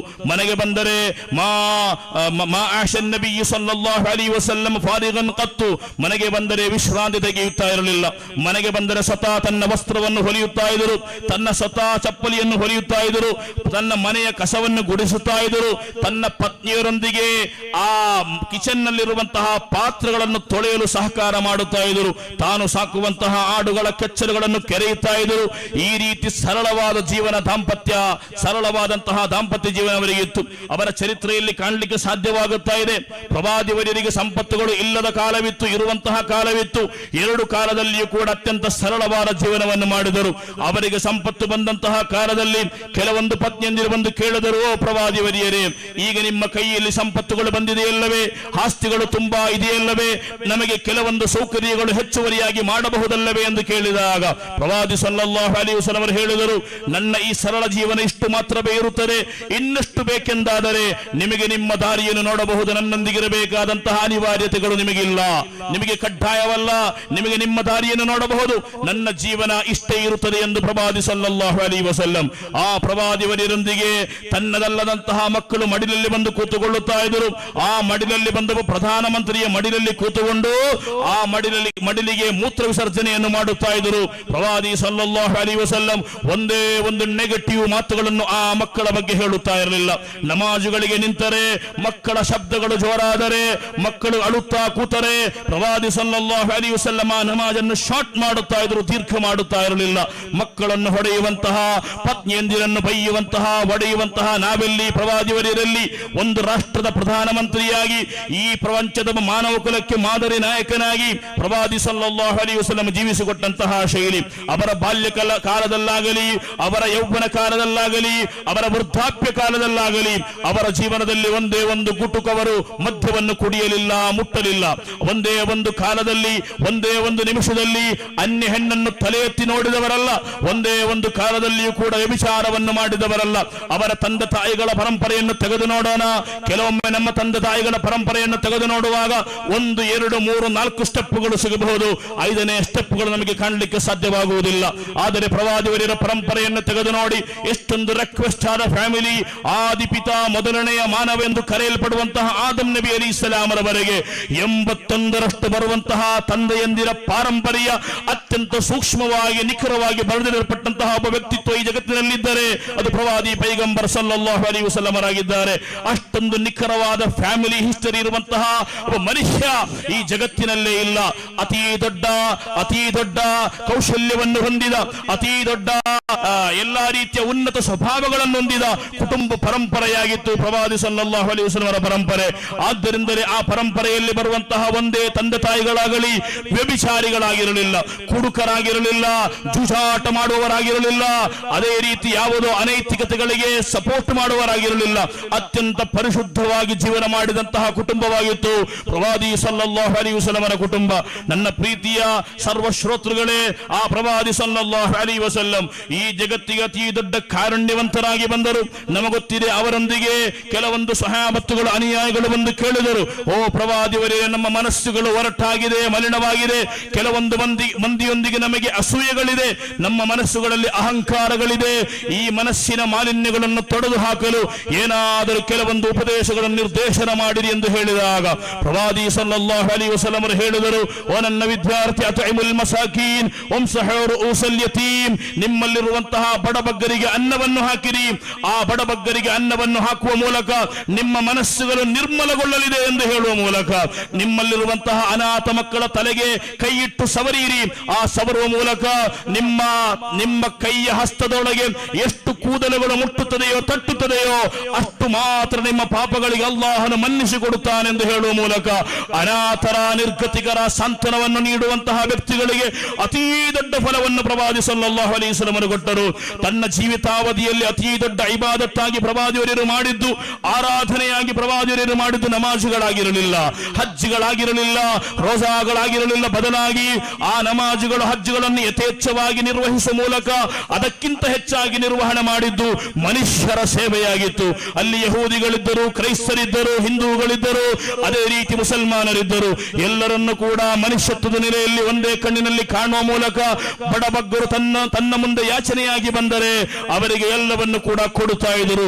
ನಮಗೊತ್ತಿದೆ, ಅವರ ಹಿಸ್ಟ್ರಿಗಳಲ್ಲಿ ಕಾಣುತ್ತಾ ಇದೆ, 60ರಷ್ಟು ನಿರ್ಗತಿಕರು ಪ್ರವಾದಿ ಸಲ್ಲಲ್ಲಾಹು ಅಲೈಹಿ ವಸಲ್ಲಮರ ಮುಂದೆ ಯಾಚನೆಗೆ ಬೇಕಾಗಿ ಬಂದಾಗ ಒಬ್ಬೊಬ್ಬ ವಿದ್ಯಾರ್ಥಿಗೆ 100 ಒಂಟೆಯಂತೆ 6000 ಒಂಟೆ ದಾನ ನೀಡಿದ ಈ ಜಗತ್ತಿನ ಅತಿ ದೊಡ್ಡ ದಾನಿ ಯಾರೆಂದು ಕೇಳಿದರೆ ಪ್ರವಾದಿ ಸಲ್ಲಲ್ಲಾಹು ಅಲೈಹಿ ವಸಲ್ಲಮರಾಗಿದ್ದಾರೆ. 6000 ಒಂಟೆಗಳೆಂದರೆ ನನ್ನ ಪ್ರೀತಿಯ ಶ್ರೋತೃಗಳೇ, ಇವತ್ತಿನ ಮೆರ್ಸಿಡಿಸ್ ಬೆಂಜ್ ಕಾರುಗಳ ಸ್ಥಾನದಲ್ಲಿ ನಿಲ್ಲುವಂತಹ ಒಂಟೆಗಳು, ಅಷ್ಟು ಮಾತ್ರ ಬೆಲೆಗಳು ಆ ಒಂಟೆಗಳಿಗಿದೆ. ಅಂತಹ 6000 ಒಂಟೆಗಳನ್ನು ತನ್ನ ಬಳಿ ಜೋಪಾನವಾಗಿಡದೆ ತನ್ನ ಬಳಿ ಬಂದಂತಹ ಯಾಚಕರಿಗೆ ನೀಡಿದಂತಹ ಪ್ರವಾದಿ ಸಲ್ಲಲ್ಲಾಹು ಅಲೈಹಿ ವಸಲ್ಲಂ ಒಂದು ದಿನ ಮದೀನಾದ ಮಜ್ಲಿಸಿನಲ್ಲಿ ಕ್ಲಾಸ್ ತೆಗೆದುಕೊಂಡಿರಬೇಕಾದರೆ ದೂರದಿಂದ ಒಂದು ಗುಂಪು ಬರುವಂತಹ ದೃಶ್ಯ ಕಂಡು ಬಂತು. ಯಾವ ಗುಂಪು? ತನ್ನನ್ನು ಒಂದು ಕಾಲದಲ್ಲಿ ಹುಚ್ಚನೆಂದು ಕರೆದ, ತನ್ನನ್ನು ಮೈಲುಗಟ್ಟಲೆ ಓಡಿಸಿ ಕಲ್ಲನ್ನೆಸೆದಂತಹ ಒಂದು ಗುಂಪು ಪ್ರವಾದಿಯವರ ಬಳಿಗೆ ಬರುತ್ತಾ ಇದೆ. ಅವರನ್ನು ಚರಿತ್ರೆಗಾರರು ಹೇಳುತ್ತಾ ಇದ್ದಾರೆ, ಮುಲರ್ ಎಂಬಂತಹ ಗುಂಪಾಗಿತ್ತು. ಆ ಗುಂಪು ಪ್ರವಾದಿಯವರ ಬಳಿ ಬಂದಾಗ ಪ್ರವಾದಿ ಸಲ್ಲಲ್ಲಾಹು ಅಲೈಹಿ ವಸಲ್ಲಂ ತನ್ನ ಬಳಿ ಕೂತಿರುವಂತಹ ಲಕ್ಷದಷ್ಟು ಬರುವಂತಹ ವಿದ್ಯಾರ್ಥಿಗಳೊಂದಿಗೆ ಹೇಳಿದರು, ಓ ನನ್ನ ವಿದ್ಯಾರ್ಥಿಗಳೇ, ಆ ಹೊಟ್ಟೆ ಬರಿದಾದಂತಹ ಕಣ್ಣು ಮಂಜಾಗಿರುವಂತಹ ಮನುಷ್ಯರು ನಮ್ಮೊಂದಿಗೆ ಬರುತ್ತಾ ಇದ್ದಾರೆ. ಅವರಿಗೆ ಹೊಟ್ಟೆಗೆ ಹಿಟ್ಟಿಲ್ಲದೆ ಎಷ್ಟೋ ದಿನಗಳಾಗಿರಬಹುದು. ಆದ್ದರಿಂದ ನಿಮ್ಮ ಮನೆಯಲ್ಲಿರುವಂತಹ ರೊಟ್ಟಿಗಳನ್ನು ತೆಗೆದುಕೊಂಡು ಬನ್ನಿರಿ, ನಿಮ್ಮಲ್ಲಿರುವಂತಹ ಪೋಷಾಕುಗಳನ್ನು ತೆಗೆದುಕೊಂಡು ಬನ್ನಿರಿ, ನಿಮ್ಮಲ್ಲಿರುವಂತಹ ವಿಶೇಷವಾದ ಪಾನೀಯಗಳನ್ನು ತೆಗೆದುಕೊಂಡು ಬಂದು ನನ್ನ ಸನ್ನಿಧಿಯಲ್ಲಿ ಹಾಜರು ಮಾಡಿರಿ ಎಂದು ಹೇಳಿದಾಗ ಎಲ್ಲ ಅನುಯಾಯಿಗಳು ಎದ್ದು ನಿಂತುಕೊಂಡು ತಮ್ಮ ಮನೆಗಳಿಗೆ ಹೊರಟು ಅವರಲ್ಲಿರುವಂತಹ ಪಾನೀಯಗಳನ್ನು, ಪೋಷಾಕುಗಳನ್ನು, ಆಹಾರಗಳನ್ನು ತಂದು ರಾಶಿ ಹಾಕಿದರು. ಕೊನೆಗೆ ಪ್ರವಾದಿಯವರು ಹೇಳಿದರು, ನಿಮ್ಮ ಪೈಕಿ ಯಾರಾದರೂ ಬಾಕಿ ಇದ್ದರೆ ಇತ್ತಕುನ್ನಾರ ಒಲವು ವಿಷಕ್ಕಿ ತಮ್ರ, ಒಂದು ಖರ್ಜೂರದ ತುಂಡನ್ನಾದರೂ ಈ ಬಡಬಗ್ಗರಿಗೆ ಕೊಡುವ ಮೂಲಕ ನಿಮ್ಮ ಶರೀರವನ್ನು ನರಕದಿಂದ ರಕ್ಷಣೆ ಮಾಡಿಕೊಳ್ಳಿರಿ ಎಂದು ಹೇಳುವ ಮೂಲಕ ಸಯ್ಯಿದುನಾ ಮುಹಮ್ಮದುರ್ ರಸೂಲುಲ್ಲಾಹಿ ಸಲ್ಲಲ್ಲಾಹು ಅಲೈಹಿ ವಸಲ್ಲಂ ಯಹೂದಿ ಎಂದು ನೋಡದೆ, ಆ ಗುಂಪು ತನ್ನ ಧರ್ಮವಲ್ಲವೆಂದು ನೋಡದೆ ಅವರಿಗೆ ಮನುಷ್ಯತ್ವದ ನೆಲೆಯಲ್ಲಿ ಕರುಣೆಯನ್ನು ತೋರಿಸಿದಂತಹ ಪ್ರವಾದಿ ಸಲ್ಲಲ್ಲಾಹು ಅಲೈಹಿ ವಸಲ್ಲಂ. ಮಕ್ಕಾದ ಚರಿತ್ರೆ ನಮಗೆ ಗೊತ್ತಿದೆ. ಮಕ್ಕಾ ಸಂಪೂರ್ಣವಾಗಿ ಪ್ರವಾದಿಯವರ ತೆಕ್ಕೆಗೆ ಬಂದಾಗ ಕೆಲವೊಂದು ಅತ್ಯಂತ ಕ್ರೂರವಾದ ಶತ್ರುಗಳು ಪ್ರವಾದಿಯವರ ಮುಂದೆ ಇದ್ದಾರೆ. ಕೆಲವೊಂದು ವಿದ್ಯಾರ್ಥಿಗಳು ಹೇಳಿದರು, ಓ ಪ್ರವಾದಿಯವರೇ ಒಂದು ಪರ್ಮಿಷನ್ ಕೊಡಿರಿ, ಅವರ ತಲೆಯನ್ನು ನಾವು ಹಾರಿಸಿ ಬಿಡುತ್ತೇವೆ ಎಂದಾಗ ಪ್ರವಾದಿ ಸಲ್ಲಲ್ಲಾಹು ಅಲೈಹಿ ವಸಲ್ಲಂ ಹೇಳಿದಂತಹ ಮಾತು, ಲಾ ತಸ್ರೀಬ ಅಲೈಕುಮುಲ್ ಯೌಮ್, ಇವತ್ತಿನ ದಿನ ನಿಮ್ಮೊಂದಿಗೆ ಯಾವುದೇ ರೀತಿಯ ಪ್ರತೀಕಾರಗಳಿಲ್ಲ, ನಿಮ್ಮೊಂದಿಗೆ ನಮಗೆ ಯಾವ ರೀತಿಯ ಹಗೆಗಳಿಲ್ಲ, ಯಾವ ರೀತಿಯ ದ್ವೇಷಗಳಿಲ್ಲ. ನಂತು ಮುತ್ತುಲಕಾ, ನೀವೆಲ್ಲರೂ ಕೂಡ ಸ್ವತಂತ್ರರಾಗಿದ್ದೀರಾ, ನಿಮಗೆ ಸ್ವತಂತ್ರವಾಗಿ ಬದುಕಬಹುದು. ಲಾ ಇಕ್ರಾಹ ಫಿದ್ದೀನ್, ನಮ್ಮ ಇಲ್ಲಿರುವಂತಹ ಬಶೀರ್ ಅಹ್ಸನ್ ಉಸ್ತಾದ್ ರವರು ಹೇಳಿದ ಹಾಗೆ ಈ ಧರ್ಮದಲ್ಲಿ ಬಲವಂತಗಳಿಲ್ಲ, ಬಲಾತ್ಕಾರಗಳಿಲ್ಲ. ಎಲ್ಲರಿಗೂ ಕೂಡ ಅವನವನ ಧರ್ಮವನ್ನು ಆಚರಿಸಿ ಜೀವಿಸಬಹುದು. ಇನ್ನೊಂದು ಧರ್ಮವನ್ನು ಕೇಳಿ ಮಾಡದೆ, ಇನ್ನೊಂದು ಧರ್ಮವನ್ನು ಯಾವುದೇ ರೀತಿಯ ಅಪಹಾಸ್ಯಗಳು ಮಾಡದೆ ಆತನಿಗೆ ಆತನ ಧರ್ಮಕ್ಕಿಚ್ಛೆಯಾಗಿ ಜೀವಿಸಬಹುದು. ಪವಿತ್ರವಾದ ಇಸ್ಲಾಂ ಯಾವತ್ತೂ ಕೂಡ ಯಾರನ್ನು ಕೂಡ ಬಲವಂತವಾಗಿ ಕರೆದು ತರುವುದೂ ಇಲ್ಲ, ಆ ಕರೆದು ತರುವುದಕ್ಕೆ ಪ್ರೋತ್ಸಾಹ ನೀಡುವುದು ಕೂಡ ಇಲ್ಲ. ಒಂದು ವೇಳೆ ಆ ರೀತಿ ಕರೆದು ತರುವುದಾದರೆ, ಮತಾಂತರಗಳು ನಡೆಯುವುದಾದರೆ ಅದಕ್ಕೆ ಇಸ್ಲಾಮಿನ ಸಪೋರ್ಟ್ಗಳಿಲ್ಲ. ಮತಾಂತರವಾಗಿ ಬಲಾತ್ಕಾರವಾದ ಮತಾಂತರಗಳ ಮೂಲಕ ಈ ಮತಕ್ಕೆ ಬರುವವನು ಖಂಡಿತವಾಗಿಯೂ ಈ ಧರ್ಮದ ವ್ಯಕ್ತಿಯಾಗುವುದಿಲ್ಲ. ಈ ಧರ್ಮವನ್ನು ಸ್ವೀಕರಿಸಬೇಕಾದರೆ ಆತ ತನ್ನ ಮನಸಾರೆಯಿಂದ ಒಪ್ಪಿಕೊಂಡು ಬರಬೇಕೇ ಹೊರತು ಯಾರದ್ದೋ ಬಲಾತ್ಕಾರದಿಂದ ಈ ಧರ್ಮಕ್ಕೆ ಬಂದರೆ ಆತನ ಧರ್ಮವನ್ನು ಧರ್ಮವಾಗಿ ಸ್ವೀಕರಿಸಲಾಗುವುದಿಲ್ಲ. ನನ್ನ ಪ್ರೀತಿಯ ಶ್ರೋತೃಗಳೇ, ಆ ಪ್ರವಾದಿ ಸಲ್ಲಲ್ಲಾಹು ಅಲೈಹಿ ವಸಲ್ಲಂ ತನ್ನ 63 ವರ್ಷಗಳ ಜೀವಿತಾವಧಿಯಲ್ಲಿ ಒಬ್ಬನೇ ಒಬ್ಬ ಮನುಷ್ಯನ ಮೈಯನ್ನು ನೋವಿಸಿರಲಿಲ್ಲ, ಒಬ್ಬನೇ ಒಬ್ಬ ಮನುಷ್ಯನ ಮನಸ್ಸುಗಳನ್ನು ನೋವಿಸಿರಲಿಲ್ಲ. ಎಲ್ಲರನ್ನು ಕೂಡ ಅತ್ಯಂತ ಸುಂದರವಾಗಿ ನಡೆಸಿಕೊಂಡು ಬಂದರವರು. ನಡೆನುಡಿಗಳ ಮೂಲಕ, ಆದರ್ಶಗಳ ಮೂಲಕ, ಆಚಾರ ವಿಚಾರಗಳ ಮೂಲಕ ಎಲ್ಲಾ ಮನುಷ್ಯರಿಗೆ ಬೇಕಾಗುವಂತಹ ಜೀವನೋಪಾಯಗಳನ್ನು, ಅವರ ಸಂವಿಧಾನಗಳನ್ನು, ಅವರ ಆಚಾರಗಳನ್ನು ಶಿಸ್ತುಬದ್ಧವಾಗಿ ಕಲಿಸಿಕೊಟ್ಟರು. ಎಲ್ಲಿಯೂ ಕೂಡ ಅಶ್ಲೀಲತೆಗಳನ್ನು ಅವರು ಹೇಳಿಲ್ಲ. ಇಷ್ಟೊಂದು ದೊಡ್ಡ ವ್ಯಕ್ತಿತ್ವವಿದ್ದರೂ ಕೂಡ ಯಾರನ್ನು ಕೂಡ ಬೊಟ್ಟು ಮಾಡಿ, ಕೈ ಸನ್ನೆ ಮಾಡಿ ಅವರನ್ನ ಅಪಹಾಸ್ಯ ಮಾಡುತ್ತಾ ಇರಲಿಲ್ಲ, ಗೇಲಿ ಮಾಡುತ್ತಾ ಇರಲಿಲ್ಲ. ಬದಲಾಗಿ ಎಲ್ಲರೊಂದಿಗೂ ಕೂಡ ಅತ್ಯಂತ ಸುಂದರವಾಗಿ ಬರೆಯುತ್ತಾ ಇದ್ದರು. ನಮಗೊತ್ತಿದೆ ಈ ಜಗತ್ತಿನ ಅತಿ ದೊಡ್ಡ ಸಭ್ಯ ವ್ಯಕ್ತಿ ಯಾರೆಂದು ಕೇಳಿದರೆ ಪ್ರವಾದಿ ಸಲ್ಲಲ್ಲಾಹು ಅಲೈಹಿ ವಸಲ್ಲಂ ಆಗಿದ್ದಾರೆ. ಅವರ ಪ್ರೈವೇಸಿ ಬಾತ್ರೂಮ್ಗಳಲ್ಲಿ ಒಂದೇ ಒಂದು ದಿನವೂ ಕೂಡ ಅವರ ಹೊಕ್ಕುಳಗಳನ್ನು, ಮಂಡಿಗಳನ್ನು ಮರೆಮಾಚದವರು ಸ್ನಾನ ಮಾಡಿದ್ದಿಲ್ಲ. ತನ್ನ ಸ್ವತಃ ಗೌಪ್ಯ ಭಾಗಗಳನ್ನು ಕೂಡ ನೋಡದಂತಹ ವ್ಯಕ್ತಿತ್ವವಾಗಿತ್ತು ಪ್ರವಾದಿ ಸಲ್ಲಲ್ಲಾಹು ಅಲೈಹಿ ವಸಲ್ಲಂ. ಆಯಿಷಾ ರದಿಯಲ್ಲಾಹು ಅನ್ಹಾ ಅವರು ಹೇಳುತ್ತಾ ಇದ್ದಾರೆ, ನಾನೊಬ್ಬ ಪತ್ನಿಯಾಗಿ ಪ್ರವಾದಿ ಸಲ್ಲಲ್ಲಾಹು ಅಲೈಹಿ ವಸಲ್ಲಂ ಪತಿಯಾಗಿ ತನ್ನ ಜೀವಿತಾವಧಿಯಲ್ಲಿ ಒಂದೇ ಒಂದು ದಿನ ತನ್ನ ಗೌಪ್ಯ ಭಾಗವನ್ನು, ಅವರ ಗೌಪ್ಯ ಭಾಗವನ್ನು ನಾನು ನೋಡಿಲ್ಲ, ಅವರು ಕೂಡ ನೋಡಿಲ್ಲ. ಈ ರೀತಿ ಅತ್ಯಂತ ದೊಡ್ಡ ಸಭ್ಯ ವ್ಯಕ್ತಿಯಾಗಿ ಅಶ್ಲೀಲ ಮಾತುಗಳನ್ನು ಹೇಳದೆ, ನಗ್ನತೆಗಳಿಗೆ ಪ್ರೋತ್ಸಾಹ ನೀಡದೆ ಪ್ರವಾದಿ ಸಲ್ಲಲ್ಲಾಹು ಅಲೈಹಿ ವಸಲ್ಲಂ ನಮ್ಮಡೆಯಲ್ಲಿ ಜೀವಿಸಿ ಬದುಕಿ ಹೋದರು. ಓ ನನ್ನ ಪ್ರೀತಿಯ ಶ್ರೋತೃಗಳೇ, ಆ ಪ್ರವಾದಿ ಸಲ್ಲಲ್ಲಾಹು ಅಲೈಹಿ ವಸಲ್ಲಮರಲ್ಲಿ ನಿಮಗೆ ಉತ್ತಮವಾದ ಮಾದರಿ ಇದೆ, ಆದರ್ಶವಿದೆ ಎಂದು ಕುರ್ಆನ್ ಹೇಳಿದ್ದು ಸುಮ್ಮನೆಯಲ್ಲ. ಆ ಆದರ್ಶಗಳಿಗೆ ನಾವು ಮರಳಿ ಹೋಗಬೇಕಾಗಿದೆ. ಅಶ್ಲೀಲತೆಗಳಿಂದ ದೂರ ನಿಲ್ಲಬೇಕಾಗಿದೆ, ವ್ಯಭಿಚಾರಗಳಿಂದ ದೂರ ನಿಲ್ಲಬೇಕಾಗಿದೆ, ಮದ್ಯಪಾನಗಳಿಂದ, ಗಾಂಜಾ ವ್ಯಸನಗಳಿಂದ ದೂರ ನಿಲ್ಲಬೇಕಾಗಿದೆ. ಈ ಜಗತ್ತಿನಲ್ಲಿ ಕೆಡುಕುಗಳ ವಿರುದ್ಧ ಅತಿ ದೊಡ್ಡ ಹೋರಾಟ ಮಾಡಿದವರು ಯಾರು? ಶೋಷಣೆಗಳ ವಿರುದ್ಧ ಹೋರಾಟ ಮಾಡಿದವರು ಯಾರು? ಪ್ರವಾದಿ ಸಲ್ಲಲ್ಲಾಹು ಅಲೈಹಿ ವಸಲ್ಲಂ ಆಗಿದ್ದಾರೆ. ಈ ಜಗತ್ತಿನಲ್ಲಿ ಅತಿ ದೊಡ್ಡ ಶೋಷಣೆಗೆ ಒಳಗಾಗಲು ಸಾಧ್ಯತೆ ಇರುವಂತಹ ಹೆಣ್ಣಿನ ಪರವಾಗಿ ಪ್ರವಾದಿಯವರು ನಿಂತರು, ಮಕ್ಕಳ ಪರವಾಗಿ ಪ್ರವಾದಿಯವರು ನಿಂತರು, ನಿರ್ಗತಿಕರ ಪರವಾಗಿ ಪ್ರವಾದಿಯವರು ನಿಂತರು, ಅನಾಥರ ಪರವಾಗಿ ಪ್ರವಾದಿಯವರು ನಿಂತರು, ಬಲಹೀನರಿಗೆ ಬಲ ತುಂಬುವಂತಹ ಕೆಲಸಗಳನ್ನು ಮಾಡಿದರು. ಆದ್ದರಿಂದಲೇ ಈ ಜಗತ್ತಿನ ಅತಿ ದೊಡ್ಡ ಲೀಡರ್ ಎಂದು, ದ ಕಿಂಗ್ ಆಫ್ ಹಿಸ್ಟರಿ ಎಂದು ಥಾಮಸ್ ಕಾರ್ಲೈಲ್ ಹೇಳಿದ ರೀತಿಯಲ್ಲಿ ಈ ಜಗತ್ತಿನಲ್ಲಿ ಇತಿಹಾಸಗಳ ರಾಜ ಎಂದು ಕರೆಯಲ್ಪಡುವ ಒಬ್ಬ ಅರ್ಹ ವ್ಯಕ್ತಿತ್ವವಿದ್ದರೆ ಪ್ರವಾದಿ ಸಲ್ಲಲ್ಲಾಹು ಅಲೈಹಿ ವಸಲ್ಲಂ ಆಗಿದ್ದಾರೆ. ಅರಫಾ ಭಾಷಣಗಳು ಇವತ್ತು ಕಳೆದ ವರ್ಷಗಳಲ್ಲಿ ಯುಎನ್ಒ ಟ್ರಾನ್ಸ್ಲೇಟ್ ಮಾಡಿತು, ಇನ್ನ ದಿಮಾಅಕುಂ ಅಅರಾಲಕುಂ ಅಮ್ವಾಲಕುಂ ಬೈನಕುಂ ಹರಾಮ್. ನಿಮ್ಮ ಸಂಪತ್ತುಗಳು, ನಿಮ್ಮ ಶರೀರಗಳು, ನಿಮ್ಮ ರಕ್ತಗಳು, ನಿಮ್ಮ ಅಭಿಮಾನಗಳು ಪರಸ್ಪರ ಚಿಂದಿ ಉಡಾಯಿಸುವಂತದ್ದು ಹರಾಮುಗಳಾಗಿದೆ. ಮತ್ತೊಬ್ಬನ ಸಂಪತ್ತನ್ನು ದೋಖಾ ಮಾಡುವಂತಹ, ಮತ್ತೊಬ್ಬನ ಶರೀರಕ್ಕೆ ಅಪಹಾಸ್ಯ ಮಾಡುವಂತಹ, ನೋವುಂಟು ಮಾಡುವವನು ನನ್ನವನಲ್ಲ. ಅಲ್ ಮುಸ್ಲಿಮ ಮನ್ ಸಲಿಮ ಅನ್ನಾಸು ಮಿನ್ ಲಿಸಾನಿಹಿ ವ ಯದಿಹಿ. ಆತನ ನಾಲಿಗೆಯಿಂದಲೋ ಆತನ ಕೈಗಳಿಂದಲೋ ವರ್ತನೆಗಳ ಮೂಲಕವೋ ಮಾತುಗಳ ಮೂಲಕವೋ ಯಾರು ಪರಸ್ಪರ ಸಂರಕ್ಷಣೆಯನ್ನು ಬಯಸುತ್ತಾರೆಯೋ ಆತ ಪರಿಪೂರ್ಣ ಮುಸಲ್ಮಾನ ಎಂದು ಹೇಳಿದಂತಹ ಪ್ರವಾದಿ ಸಲ್ಲಲ್ಲಾಹು ಅಲೈಹಿ ವಸಲ್ಲಂ.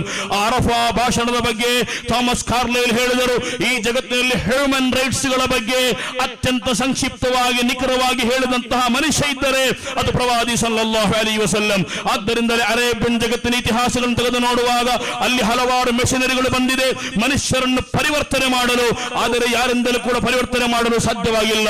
ಪ್ರವಾದಿ ಸಲ್ಲಲ್ಲಾಹು ಅಲೈಹಿ ವಸಲ್ಲಂ ಎಂಬಂತಹ ಅದ್ಭುತ ವ್ಯಕ್ತಿಯ ಮೂಲಕ ಆ ಇಡೀ ಅರಬ್ ಜಗತ್ತನ್ನು ಪರಿವರ್ತನೆ ಮಾಡಲು ಸಾಧ್ಯವಾಯಿತು.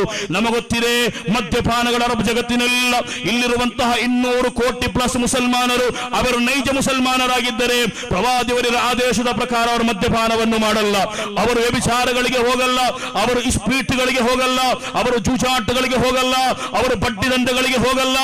ಈ ರೀತಿ ಏನು ಈ ಸಮಾಜ ಕೆಡುಕುಗಳನ್ನು ಶೋಷಣೆಗಳಾಗಿ ಕೆಡುಕುಗಳಾಗಿ ಕಾಣುತ್ತವೆಯೋ ಅವುಗಳೆಲ್ಲದರಲ್ಲೂ ಕೂಡ ವಿರುದ್ಧವಾಗಿ ನಿಲ್ಲುವಂತಹ ಸಮೂಹವಾಗಿದೆ ಮುಸಲ್ಮಾನ ಸಮೂಹ. ಆದ್ದರಿಂದಲೇ ನನ್ನ ಪ್ರೀತಿಯ ಶ್ರೋತೃಗಳೇ, ನಾವು ತಿರುಗಿ ಬರಬೇಕಾಗಿದೆ ಪ್ರವಾದಿಯವರ ಆದರ್ಶಕ್ಕಾಗಿ. ಆ ആദർശങ്ങൾ ನಮ್ಮ ಜೀವನದಲ್ಲಿ മൈഗൂഢിച്ചുകൊള്ളಬೇಕಾಗಿದೆ. അല്ലാഹു തൗഫീഖ് നീടലി. എൻ്റെ പ്രിയപ്പെട്ട മുഅ്മിനീങ്ങളെ, എൻ്റെ വാക്കുകൾ ഞാൻ നിർത്തുകയാണ്. പ്രവാചകൻ സല്ലല്ലാഹു അലൈഹി വസല്ലം ഈ ലോകത്തോട് കാണിച്ചത്ര മമത, ഈ ലോകത്തോട് കാണിച്ച കാരുണ്യം ഈ ലോകത്ത് മറ്റൊരു മനുഷ്യൻ കാണിച്ചിട്ടില്ല. അതുപോലെ ഈ ഉമ്മത്തിന് വേണ്ടി സബർ ചെയ്ത് ജീവിച്ചൊരു മനുഷ്യൻ ഈ ലോകത്ത് മറ്റൊരു നേതാവിന് പറയാനില്ല. ആയിഷ റളിയല്ലാഹു അൻഹാ നബി സല്ലല്ലാഹു അലൈഹി വസല്ലമ തങ്ങളോട് വന്ന് പറഞ്ഞു, നബിയെ, എനിക്ക് പൊറുക്കാൻ വേണ്ടി പടച്ച റബ്ബിനോട് മാപ്പ് പറയാൻ വേണ്ടി ചോദിക്കണം, ദുആ ചെയ്യണം.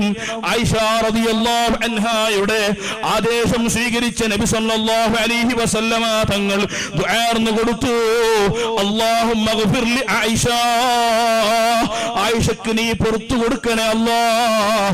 ഈ ദുആ ചെയ്ത ഉടനെ ആയിഷ ബീവി ചിരിച്ചതാ വീഴാനായപ്പോൾ നബി തങ്ങൾ ചോദിച്ചു, എന്തിനാണ് ആയിഷ ഇത്രമാത്രം ചിരിക്കുന്നത്? നബി സല്ലല്ലാഹു അലൈഹി വസല്ലമ തങ്ങളോട് ആയിഷ ബീവി പറഞ്ഞ മറുപടിയുണ്ട്, നബിയേ, തങ്ങൾ ദുആർന്നു കഴിഞ്ഞാൽ എനിക്ക് മാപ്പുണ്ടെന്ന് ഉറപ്പാണ്, എന്റെ ദോഷങ്ങൾ പുറത്തു കിട്ടിയതിലുള്ള സന്തോഷമാണ്. ഓ മുഅ്മിനീങ്ങളെ, അവിടെ നബി തങ്ങൾ പറഞ്ഞൊരു മറുപടിയുണ്ട്, എങ്കിൽ ആയിഷ, ഇത്രമാത്രം സന്തോഷം ഒരു ദിവസത്തിന്റെ ഒരു വഖത്തിൽ ഞാൻ ദുആർന്നപ്പോൾ നിനക്കുണ്ടായിട്ടുണ്ടെങ്കിൽ ഞാൻ പറയട്ടെ, എല്ലാ ദിവസവും എന്റെ ഉമ്മത്തിന്റെ ദോഷങ്ങൾ പൊറുക്കാൻ വേണ്ടി ചോദിക്കുന്ന ആളാണ് ഞാൻ. ഓ മുഅ്മിനീങ്ങളെ, ഈ ലോകത്ത് ഏറ്റവും കൂടുതൽ സ്നേഹിക്കാൻ അർഹമായ വ്യക്തിത്വമുണ്ടെങ്കിൽ അത് മുഹമ്മദുർ റസൂലുള്ളാഹി സ്വല്ലല്ലാഹു അലൈഹി വസല്ലം. അതുകൊണ്ടാണ് എല്ലാ മഹാന്മാർ പറഞ്ഞത്, പടച്ച റബ്ബിനോടുള്ള മഹബ്ബത്ത് കൂടണോ? നബിതങ്ങൾ പറഞ്ഞു തന്നു ഖുർആനിലൂടെ, നിങ്ങൾ അല്ലാഹുവിനെ മഹബ്ബത്ത് വെക്കുന്നുണ്ടോ? ഇൻ കുൻതും തുഹിബ്ബൂനല്ലാഹ ഫത്തബിഊനി യുഹിബ്ബുകുമുല്ലാഹ്. അല്ലാഹുവിനെ ഇഷ്ടം വെക്കുന്നു എന്ന് നിങ്ങൾ പറയുന്നുണ്ടോ? എങ്കിലൊരു കണ്ടീഷനുണ്ട്, പടച്ച റബ്ബിന്റെ മഹബ്ബത്ത് അങ്ങനെ മനസ്സിൽ കയറൂല. മനസ്സിൽ കയറണമെങ്കിൽ ഏറ്റവും വലിയ കണ്ടീഷനാണ്, ഒരു വസീലയുടെ ആവശ്യമുണ്ട്. ആ വസീല ഏതാണ്? ഇത്തിബാഉർ റസൂൽ സല്ലല്ലാഹു അലൈഹി വസല്ലം. നബി സല്ലല്ലാഹു അലൈഹി വസല്ലമ തങ്ങളെ മഹബ്ബത്ത് വെക്കലല്ലാതെ അല്ലാഹുവിന്റെ മഹബ്ബത്ത് കിട്ടൂല. ആ മഹബ്ബത്ത് എത്ര കൂടുമോ അതനുസരിച്ച് അല്ലാഹുവിനോടുള്ള മഹബ്ബത്ത് കൂടും. മഹബ്ബത്ത് കൂടിയാലുള്ള വിഷയം എന്താണ്? ജീവിതത്തിൽ തെറ്റുകൾ വരൂല, അനാവശ്യങ്ങൾ ഉണ്ടാവൂല. സുഹൈബ് റൂമി എന്ന സ്വഹാബിയെ കുറിച്ച് നബി സല്ലല്ലാഹു അലൈഹി വസല്ലമ തങ്ങൾ പറഞ്ഞു തന്നില്ലേ, ലൗ ലം യഖഫില്ലാഹ ലം യഅസ്വിഹി. സുഹൈബ് പടച്ച റബ്ബിനെ പേടിച്ചില്ലെങ്കിലും സുഹൈബ് റബ്ബിന് മാറ് കാണിക്കൂല, തെറ്റ് ചെയ്യൂല. കാരണം സുഹൈബ് തെറ്റ് ചെയ്യാതിരിക്കുന്നത് പടച്ച റബ്ബിനെ പേടിച്ചത് കൊണ്ടല്ല, പിന്നെയോ മഹബ്ബത്ത് കൊണ്ടാണ്.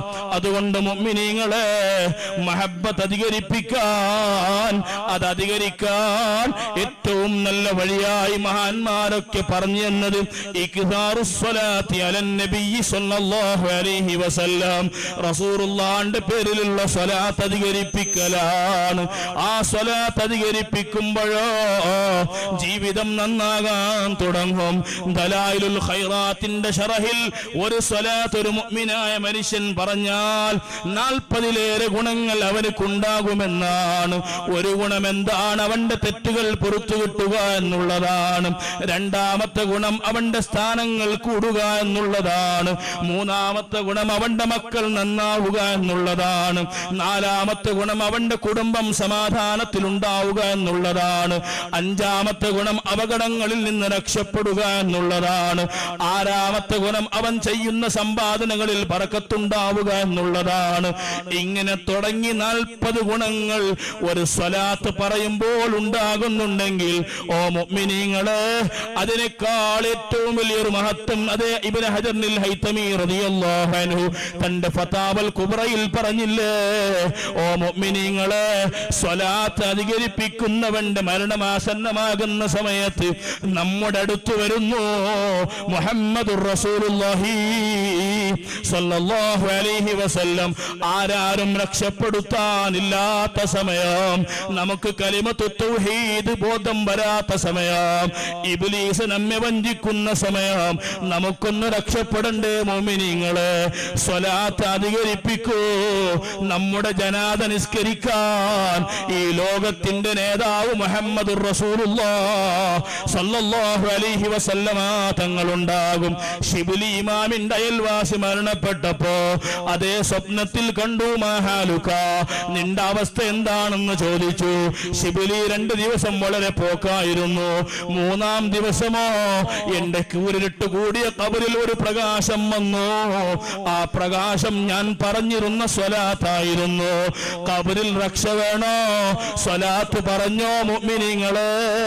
നാളെ ആഖിറത്തിൽ സ്വലാത്തിന്റെ മേൽ കൂടുതൽ പറയുന്നവൻ അവനും ഞാനും ഇതുപോലെ ഉണ്ടാകുമെന്ന് കാണിച്ചു തന്ന നേതാവാണ് മുഹമ്മദുർ റസൂലുള്ളാഹി സ്വല്ലല്ലാഹു അലൈഹി വസല്ലം. ഓ മുഅ്മിനീങ്ങളെ, ഒരു മൊബൈലിൽ നെറ്റ്വർക്ക് കിട്ടണമെങ്കിൽ ടവറിന്റെ അടുത്ത് പോകണ്ടേ? നമ്മുടെ നാട്ടിൽ ടവർ സ്ഥാപിക്കണ്ടേ? ഒരു ടവറും ഇല്ലാതെ നെറ്റ്വർക്ക് കിട്ടണമെന്ന് പറഞ്ഞാൽ കാര്യമുണ്ടോ? എങ്കിൽ റസൂലുള്ളാഹിയുമായി ബന്ധമുണ്ട് പറഞ്ഞ് കാര്യമില്ല. ബന്ധമുള്ളതിന്റെ അടയാളമാണ് നമ്മുടെ ജീവിതത്തിൽ അധിക സ്വലാത്ത് പറയാൻ സാധിക്കുക എന്നുള്ളത്. 100 പറഞ്ഞു നിർത്തലല്ല, 200 പറഞ്ഞു നിർത്തലല്ല, 300 പറഞ്ഞു നിർത്തലല്ല, 500 പറഞ്ഞു നിർത്തലല്ല, 1000 പറഞ്ഞു നിർത്തലല്ല. റസൂലുള്ള നമ്മോട് ചെയ്ത നിഅമത്തിന് കയ്യും കണക്കില്ലല്ലോ. അന ഖാസിമുൻ വല്ലാഹു മുഅതി. ഇസ്ലാമാകുന്ന നിഅമത്ത് നമുക്ക് കിട്ടിയില്ലേ? ഈ നിഅമത്ത് കിട്ടാൻ ഏറ്റവും പ്രധാന കാരണമായത് മുഹമ്മദുർ റസൂലുള്ളാഹി സ്വല്ലല്ലാഹു അലൈഹി വസല്ലം. നിഅമത്തുകളൊക്കെ തരുന്നവൻ പടച്ച റബ്ബാണെങ്കിലും അതിനെ ഓഹരി വെക്കുന്ന ആളാണ് മുഹമ്മദുർ റസൂലുള്ളാഹ്. അബ്ദുൽ വഹാബ് ശഅറാനിയുടെ ഉസ്താദ് എല്ലാ ദിവസവും 40,000 സ്വലാത്ത് പറയാറുണ്ട്. മറ്റൊരു ഉസ്താദുണ്ട് 30,000 സ്വലാത്ത്. 20,000 സ്വലാത്ത് ദിവസം പറയുന്നവരില്ലേ? 10,000 സ്വലാത്ത് എല്ലാ ദിവസവും പറയുന്നവർ ഇന്നും നമ്മുടെ ഇടയിൽ ജീവിച്ചിട്ടില്ലേ? അതുകൊണ്ട് മുഅ്മിനീങ്ങളെ അധികരിപ്പിക്കൂ സ്വലാത്ത്. എന്റെ പ്രസംഗം നിർത്തട്ടെ. ഇമാമുന സയ്യൂത്തി റഹ്മഹുല്ലാഹ്, മൻ യറാനി ഫിൽ മനാമി ഫസയറാനി ഫിൽ ഇഖ്ലാ. എന്നെ സ്വപ്നത്തിൽ കണ്ടവൻ ഉണർവിൽ കാണുമെന്ന് പഠിപ്പിച്ച ആ ഹദീസ് പഠിപ്പിക്കുന്ന സമയത്ത് സയ്യൂത്തി ഇമാമിന്റെ ദർസിൽ ഒരു ചർച്ച നടന്നു. മുതഅല്ലിമീങ്ങൾ ചോദിച്ചു, ഉസ്താദേ, എത്ര പ്രാവശ്യം ഉണർവിൽ കണ്ടു? ക്ലാസ് എടുത്താൽ മതിയാവൂലല്ലോ, വാത് പറഞ്ഞാൽ മതിയാവൂലല്ലോ. കണ്ടതുണ്ടോ? നിങ്ങളതാ ഉണർവിൽ കണ്ട ഉസ്താദേ? ശിഷ്യൻ ചോദിച്ചപ്പോ ധൈര്യത്തോടെ മറുപടി പറഞ്ഞു സയ്യൂത്തി ഇമാം, ഓ മോനെ, 70 പ്രാവശ്യം റസൂലുള്ളാഹിനെ ഉണർവിൽ കാണാനുള്ള ഭാഗ്യം കിട്ടിയവനാണ് ഞാൻ. സ്വപ്നത്തിലല്ല മുഅ്മിനീങ്ങളെ, സ്വപ്നത്തിൽ എത്ര ആളുകൾ കണ്ടു? മാലിക് ഇബ്നു അനസ് റളിയല്ലാഹു അൻഹു പറഞ്ഞില്ലേ, മാനിംതു നൗമൻ ഇല്ലാ റഅയ്തു നബിയ സല്ലല്ലാഹു അലൈഹി വസല്ലം. ഞാൻ വറക്കും ഉറങ്ങാറില്ല റസൂലുള്ളാഹിനെ കണ്ടിട്ടല്ലാതെ. ഓ മുഅ്മിനീങ്ങളെ, എത്ര പ്രാവശ്യം കണ്ടു? നമ്മുടെ ബന്ധങ്ങൾ എവിടെ? എന്തുകൊണ്ട് കാണുന്നില്ല? തെറ്റുകൾ കൂടിപ്പോയി കൂടിപ്പോയി, അനാവശ്യങ്ങൾ കൂടിപ്പോയി. അല്ലാഹു നമുക്ക് പുറത്തു തരട്ടെ, ഈ മജ്‌ലിസ് കാരണമാക്കട്ടെ. എന്തൊരു നല്ല നാടാണിത്. സുബ്ഹാനല്ലാഹ്, ഞാൻ ആദ്യമായി കേട്ടതാണ്. ഒരു നാട്ടിൽ മഖാമുകളില്ലാതെ, മഹൽ വ്യക്തിത്വങ്ങളില്ലാതെ ഒരു നാട്ടിലേക്ക് ഇത്രമാത്രം നേർച്ച വരുന്നുണ്ട് എന്ന് കണ്ടാൽ എന്റെ അറിവിൽ ബോധ്യപ്പെട്ട നല്ലൊരു നാടാണ്. അല്ലാഹു നിലനിർത്തി തരട്ടെ. ഈ സംഗമം അതിന് കാരണമാണ്, ഈ സംഗമം അതിന് സാക്ഷിയാണ്. പടച്ച റബ്ബേ, ഇതിനെ നിലനിർത്തണേ അല്ലാ. റസൂലുള്ളാഹിന്റെ പേരിൽ മാസം മാസം മങ്കൂസ് മൗലിദ് നടത്തി എത്ര ആളുകൾക്ക് ഫലം കിട്ടി. അല്ലാ, പ്രവർത്തിക്കുന്ന സകല ആളുകൾക്കും റസൂലുള്ളാഹിന്റെ ശഫാഅത്ത് നൽകി അനുഗ്രഹിക്കണേ അല്ലാ. അവിടത്തെ കൈ കൊണ്ട് ഹൗദുൽ കൗസർ വെള്ളം കുടിക്കാനുള്ള ഭാഗ്യം നമുക്ക് നൽകണേ അല്ലാ. സുയൂത്തി ഇമാമിനോട് ആ ശിഷ്യൻ വീണ്ടും ചോദിച്ചു, ഉസ്താദ്, അവസാനം കണ്ടോ എന്തെങ്കിലും സംസാരങ്ങൾ അങ്ങോട്ടും ഇങ്ങോട്ടും നടന്നിട്ടുണ്ട്? അനഫിൽ ജന്നത്തി അം ഫിന്നാരി യാ റസൂലല്ലാഹ്. ഞാൻ നബി തങ്ങളോട് ചോദിച്ചു, നബിയേ, ഞാൻ സ്വർഗത്തിലാണോ നരകത്തിലാണോ? എന്തൊരു ഭാഗ്യമാണ് ഇമാമിൻ്റെത്. ആ നബി തങ്ങൾ പറഞ്ഞു കൊടുത്തു, അന്ത ഫിൽ ജന്ന, സുയൂത്തി, നീ സ്വർഗത്തിലാണ്. പിന്നെയും ചോദ്യം തുടർന്നു, നബിയേ, ഞാൻ മുമ്പത്തെ ലൈനിലാണോ പിന്നത്തെ ലൈനിലാണോ, അവസാനത്തിലാണോ മുമ്പിലാണോ? അന്ത മിനസ് സാബിഖീൻ, സുയൂത്തി, നീ ഏറ്റവും മുമ്പന്തിയിലാണ്. ഓ മുഅ്മിനീങ്ങളെ, ആ ഭാഗ്യം നമുക്കും കിട്ടണ്ടേ? സ്വലാത്ത് അധികരിപ്പിക്കാം, നന്മകളെ കൊണ്ട് ജീവിതം നിറക്കാം, റസൂലുള്ളാഹിനെ പിടിക്കാം. അല്ലാഹു നമുക്ക് തൗഫീഖ് നൽകട്ടെ. നമ്മുടെ മജ്‌ലിസ് നീ സ്വീകരിക്കണേ അല്ലാഹ്. റസൂലുള്ളാഹിന്റെ ഹുദൂർ നൽകണേ അല്ലാഹ്. നീ കബൂൽ ചെയ്യണേ അല്ലാഹ്. ഈ മജ്‌ലിസ് കാരണമായി റസൂലുള്ളാഹിന്റെ ശഫാഅത്ത് കിട്ടാൻ നീ അർഹമാക്കണേ അല്ലാഹ്. ആമീൻ ബിറഹ്മതിക യാ അർഹമർ റഹീമീൻ. وصلى الله تعالى وسلم على خير خلقه سيدنا محمد وآله وصحبه